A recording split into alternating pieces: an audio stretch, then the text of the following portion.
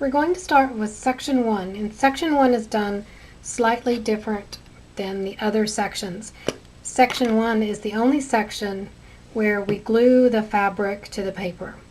So we're going to take the fabric from section 1 off the top of our stack, and we're going to look at it, one of the pieces, and here you have a triangle, and you see this is section 1, and here's your triangle shape. So it's going to be glued just like this. And you can't tell from this fabric because it looks the same on both sides, but you're going to place your fabric wrong side up, and you're going to glue the wrong side of the fabric to the back side of this paper. So if we turn this over, we can see from our drawing on our lines, here's our triangle, and we're going to cover this triangle on top of here. So we take a little bit of glue and we place the triangle right on top of the fabric.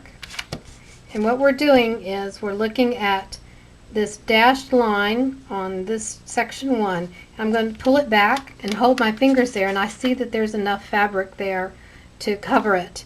And if I hold my fingers on this dashed line and pull it back, we see there's enough fabric there as well. Now we're going to take the next template, the next piece of fabric, and we're going to place it right on top and sort of align it with the fabric that's underneath. Then we'll turn this paper over, add our glue, and then put it exactly the same as the other one. And you continue to do that for all the pieces.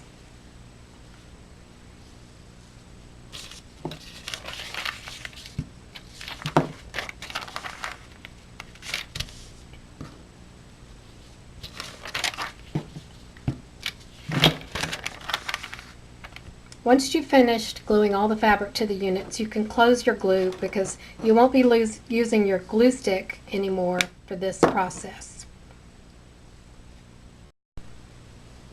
The next thing we do is trim. We're going to trim the fabric that we just glued on so we can be ready to position the section 2 fabric for stitching. So if we move this out of the way, here's how we do the trimming. I've rotated the unit so I can read the words line 1. This is line 1, and it's printed this way. So I want it perpendicular to me, or horizontal. So then I'm going to take my fold template and I'm going to place it along line 1. We always fold and sew on line 1. And I'm going to pull the paper back, and I'm going to take the add a quarter ruler and I'm going to trim. Now you keep it folded and remove the template, and then we're going to make a stack. Do that for all the pieces. Place your template, fold on line 1, add a quarter ruler, trim, and stack your pieces. Place your template on line 1, fold, add a quarter ruler, trim, stack. Place your template along line 1, fold, add a quarter ruler, and trim. And that's how you do the fold part. The next thing we do is we're going to add the fabric from section 2 onto the back of this paper and fabric, and then we'll sew them. But first, let me show you how we put these together. This is section 2, and here's the sew side. Take the clip off, and let's pull one of these down. If we put this template over here and we line up the sew sides, we make them parallel to each other. If we look at this section here where we've drawn our pencil lines, you'll see here is a side, the right side, here's the right side. There's a line that angles this way there's a line that angles this way, and you follow all these lines across the whole thing. So you see that this piece of fabric is going to fit in this space. And remember, this space includes the seam allowance, so it includes this dashed line here. So how we do this is we're going to take the fabric and this paper. This is the fabric. Let me just show you. And we're going to take this paper and lift it up and place it right on top. Now we're going to check it. Here is the end of the fabric, or the end of the template is here. So we match that up. And we see that we have plenty of fabric, of this white fabric from this section too, that's poking out from the bottom. So we know that that's enough on that end. And if we follow this line here, and we follow the line of the fabric here, we see that there's enough fabric there to cover it. So there's going to be enough down here. If we put our thumb here and pull this up, we can see we have enough fabric.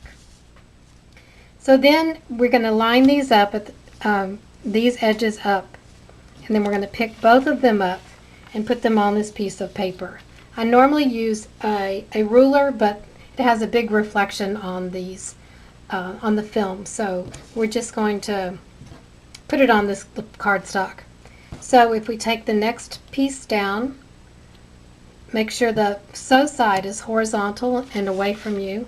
We pick up the next one, and we're matching these top edges together and place it right on top. And then we check, is the fabric covered here? Yes, this line shows some of this fabric. This line coming here shows some of this fabric, so we're fine. So we're going to pick it up with your two index fingers and two thumbs and place it here, and we stagger it so later on we can just pick it up. So we continue doing this. We place the sew side up, take the next piece, place it on top. We check for our fabric, and then we stack it. And the last one, sew sides together, check. Here we're going to check. If I place my template on this bottom line here and fold the fabric back, this is what I'm talking about. We see that there's enough fabric going this way to cover that section.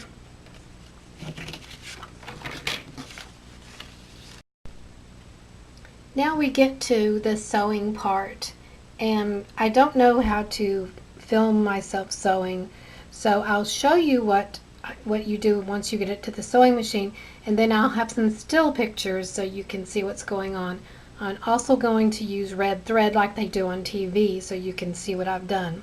So we put it on this little cardboard, and you can use one of your rulers because it's more rigid, and you can use this to move it over from your cutting area to your sewing room. And also, if you have 8 or 9 or 10 or 12, you can just stack up 12 of these units. You can just stack them and take them all at once to your sewing machine. So this is what I would do.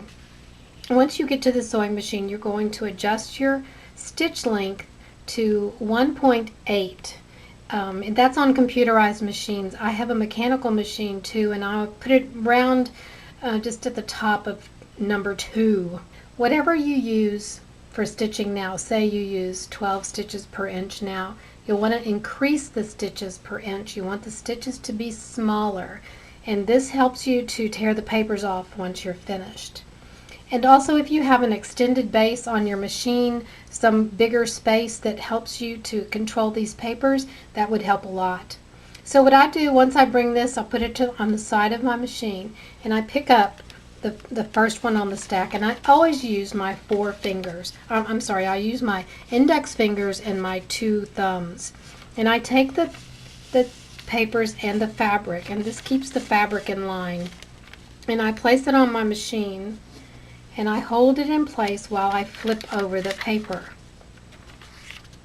And then what you're going to do, you're going to stitch on the solid line now. And this is line 1. And you see it extends into the seam allowance. And you'll start your stitching just off of line 1, continue stitching on line 1, and then stitch a little bit off of line 1 at the end. And I'll show you what that looks like.